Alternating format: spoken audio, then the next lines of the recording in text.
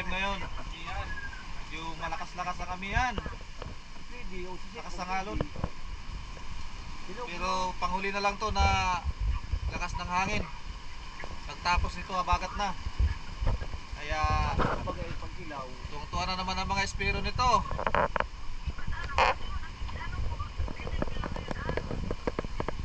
Ayan, abante kami. Dalawa lang kami.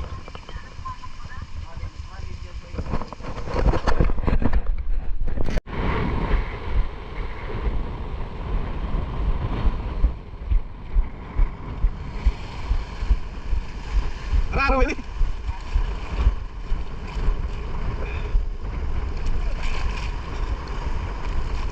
Raro talaga.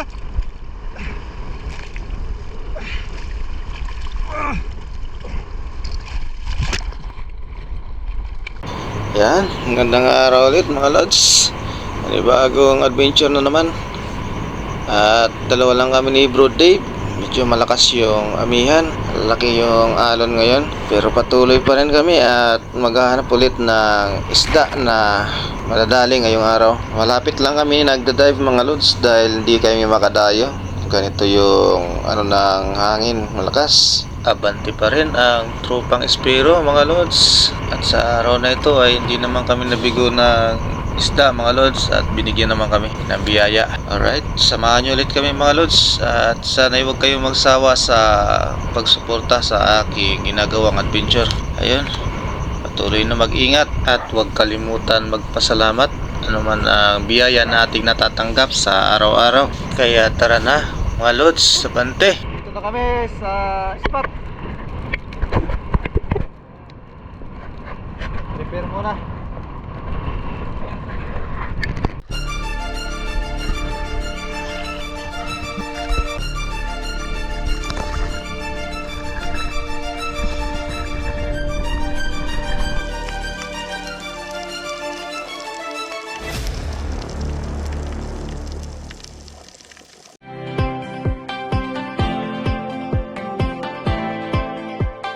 Prepare muna mga lods at maya maya ibababa na. Ayun, sa lahat pala ng mga isa-shoutout natin nasa may bandang dulo po ng ating videos ko ilalapag ulit at sana ay patuloy nyo panurin at laging subaybayan ang mga ginagawa kong adventure sa ibabaw at ilalim ng karagatan mga lods. Ayun, mag-enjoy ulit kayo at sa mga hindi pa pala nakasubscribe sa aking channel, mag-subscribe na po kayo para lagi po kayong updated sa mga gagawin ko pang mga adventure na katulad nito. Alright, let's go na mga idol. Nandun na si Bro Dave sa unahan at nag-dive na. Alright, tayo naman mga lods, bababa na rin para makakuha ng isda sa araw na ito. At ayun na nga mga lods, medyo okay naman yung dagat at ready na natin yung spare gun. Mag-load na tayo ng rubber para makatira kaagad ng unang isda sa araw na ito mga lods. Sa bahurang ito na binabaan namin mga lods ay madalang yung isda na nagpakita at nabiyayaan lang si Bro Dave dito ng isang king mac, unang isda niya sa araw na ito. At ako naman ay isang samaral naman ang nadali ko dito at ito pa yung nangyari mga lods sa unang tira ko ng samaral. Warm up dive lang naman ito mga lods sa mababaw, pero agad naman na may nagpakita na isda mga lods at ito na nga yung samaral. Hindi pa ako nakalapat sa bahura nang agad naman nagpakita ito at ayun nga, sinundan ko na lang mga lods dahil medyo papalayo na. Dahil syempre hindi na natin sasayangan ito mga lods. Pagkakataon na natin to sa warm up dive na ito na makakuha kagad ng isda. At ito pa yung nangyari mga lods sa ating shooting line. Ito yung palagi natin na inaangal pag ganitong spear fishing. Madalas din ito mangyari sa akin mga lods, mga bro, ang magbuhol ang shooting line doon sa rubber. Ayun, tingnan nyo mga lods. Paano na lang kung malakas na isda, dugtot o kaya king mac yung matira natin at nagbuhol yung ganyan sa rubber. Wala pa naman tayong tali na diretso sa ibabaw. Sigurado matatangay ang spear gun natin mga lods. Sayang naman. Inabot pa.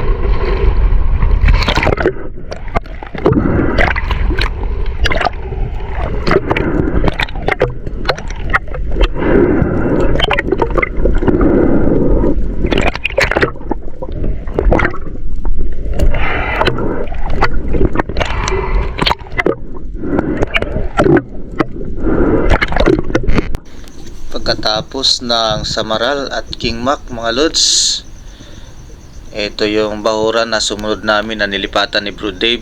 Pero bago kami pumunta rito ay kumain na rin kami dahil nabutan kami ng tanghali doon sa unang bahuran na binabaan namin. Napakadalang kasi ng isda, kaya ito lumipat kami sa isang spot na paborito ni Bro Dave. At dito nakadali na kami ng isda mga lods. Sa unang drop ko pa lang mga lods ay nabiyayaan kagad ako dito ng isang trevally at inakala ko na papalayo na. Hindi ko na inaasahan mga lods na babalik yung isda. At eto, nagulat pa nga ako mga lods paglingon ko. Nandiyan na kaagad. Ayun, agad naman natin na natira at alanganin pa rin yung patama natin.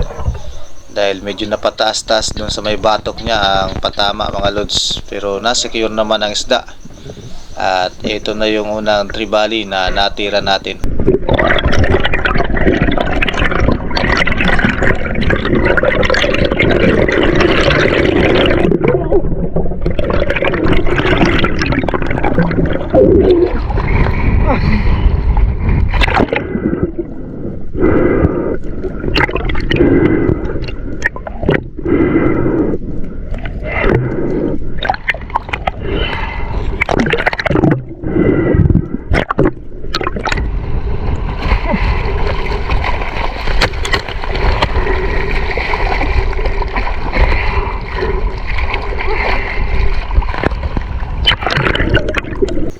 Ito nga pala mga lods, yung spot na sinasabi ko na paborito ni Bro Dave. Pero para kay Utol, ito naman yung pinakaayaw niya na spot. Dahil madalas kasi na masiro dito si Utol mga lods. Pero sa akin okay lang naman ang spot na ito dahil nakakadali naman ako dito ng ganito mga isda. Madalas dugtut tuna mga lods at dalawa ang nadali ko dyan sa araw na ito. At ito na nga yun mga lods, sa pangalawang drop ko na ito na pagkatapos ng unang trivalis na nadali ko. Ito na yung sumunod. At dito na ako nag-dive sa medyo malalim na part. May mga bite fish kasi na nakita ko dyan mga lods, kaya sinubukan ko sa malalim-lalim. At hindi naman nabigo yung pag-dive ko dyan mga lods. Meron naman akong nadali dyan na trevally ulit, magkasunod lang halos. At sa ilang minuto na pag-dive ko ay nakadali ako ng dalawa kagad. Medyo matagal-tagal nga lang mga lods ako na nag-abang dyan. Kalat kasi ang mga bite fish, kaya lingon ako ng lingon sa kung saan na banda. Dahil alam ko na may isda talaga na lalapit dahil sa malikot yung mga bite fish mga lods. Ganon talaga minsan mga lods, lalo na pag ganito na ambush ang tirada natin. Kailangan talaga wag tayong mainip. Antayin talaga natin hanggat kaya ng ating hininga sa ilalim. At ito na mga lods, nagpakita na yung trevally. At sinundan naman natin ng spear gun ito dahil medyo nakaangat siya masyado. Nakatingala tayo masyado dyan mga lods.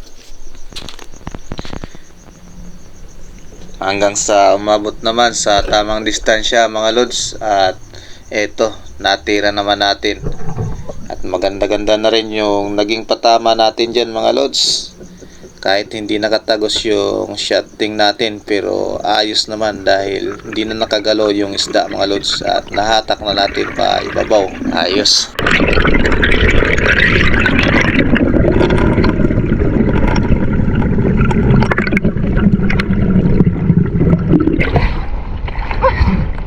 Tinagos.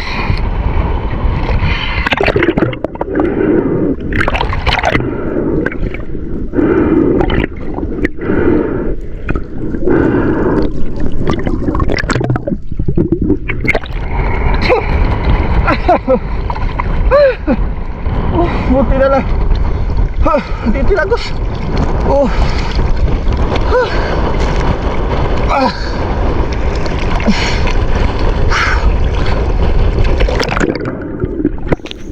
At sa mga sumunod na pangyayari mga lods, mas nakakatuwa yung nangyari sa dalawang dugtod tuna na nadali ko dyan, yung sumunod natin na isda. Panoorin nyo mga lods kung anong nangyari at nakuha ko yung dalawa na yun na medyo malaki-laki na. Ayos mga lods, pagkatapos ng tribalis. Exciting to mga lods, panoorin nyo. Alright mga lods, pagpatuloy natin ang kwento sa unang dugtot na nadali ko mga lods. Yun, draft shot lang ito mga lods dahil nakita ko sa ibabaw pa lang yung tatlong magkakasama na dugtot. At syempre, pinili na natin yung pinakamalaki na dugtot. Ayun, ganda naman yung patama natin mga lods. At nandyan lang yung dalawa. Pero paglingon ko dun sa natira ko na dugtot mga lods, ayun, sinabit na pala sa bahura ang shafting natin. At diretso na tayo sa ibabaw. Luwagan natin ang reel para makaibabaw tayo ng mabilis. Saka na lang balikan. Pahinga muna saglit mga lods. Sidatsan. May dalawa pa kasama. Siya nga pala mga lods, mga bro, mag-iingat pala tayo lagi sa ganitong uri ng isda. Dahil ito yung isda na malakas kung humatak talaga. Lalo na kung hindi mo na patamaan ng maganda. Kaya ako minsan mga lods, pag oversize na, hindi na kaya ng ating spear gun o kaya ng ating tali, hindi natin kaya hatakin, nahayaan ko na lang din. Mas okay na yung sigurado tayo mga lods, dahil iba pag hindi natin na-fatal yung ganitong isda. Kaya pag ganito mga sakto lang size mga lods, no probe tayo dyan dahil kaya naman natin hatakin yan. Kaya pag lumampas 10 kilos na mga lods, pass na tayo dyan.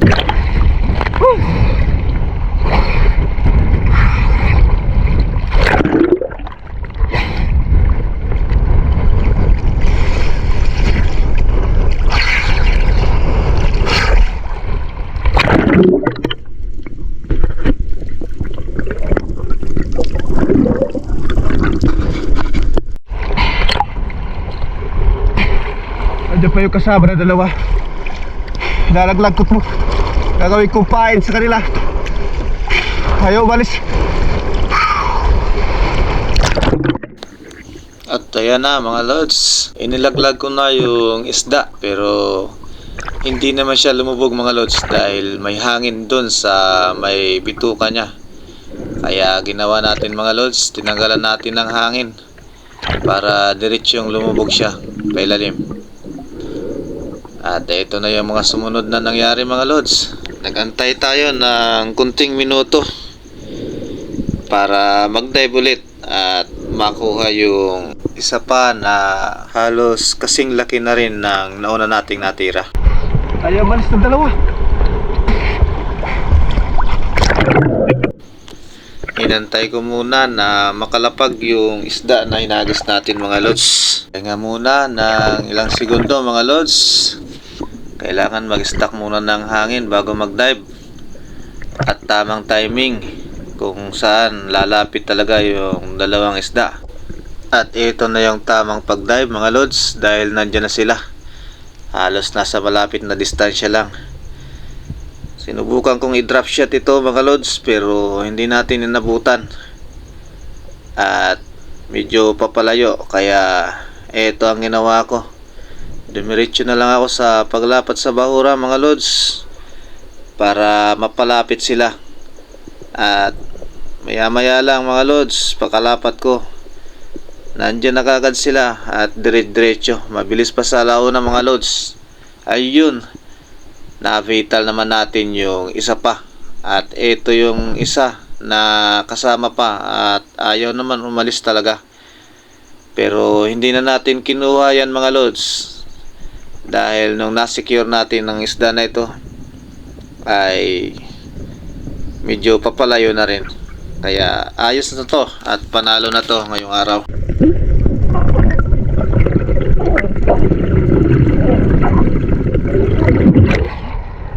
Yari.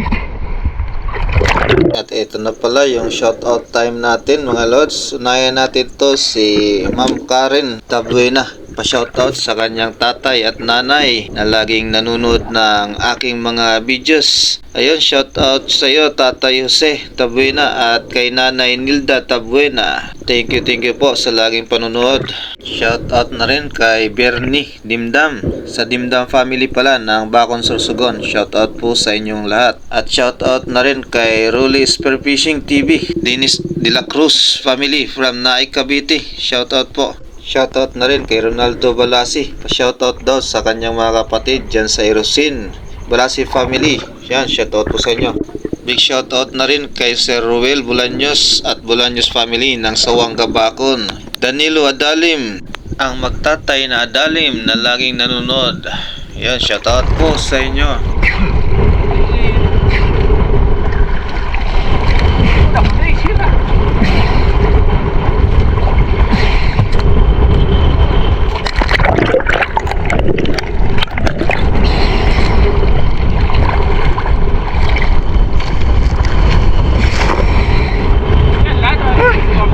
Oo. Ayos. Magalo na. Okay bro Dave. Yan o. Pulang pula. Ayan, pauwi na kami. Ito yung nadali. Yan, may isang king mac na rin si bro Dave yan. Seed lips. Ayan. Ito yung king mac.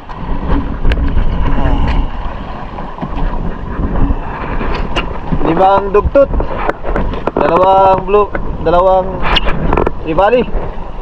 Sa king mac.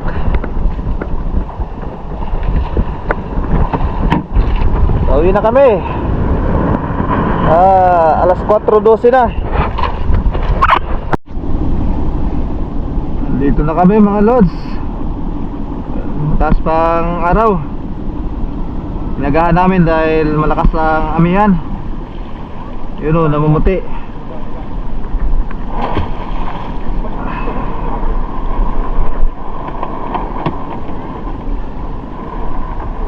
Alright. Thank you sa biyaya at pag-iingat. Dalawa lang kami ni Bro Dave. Ayun. Ayos. Panalo.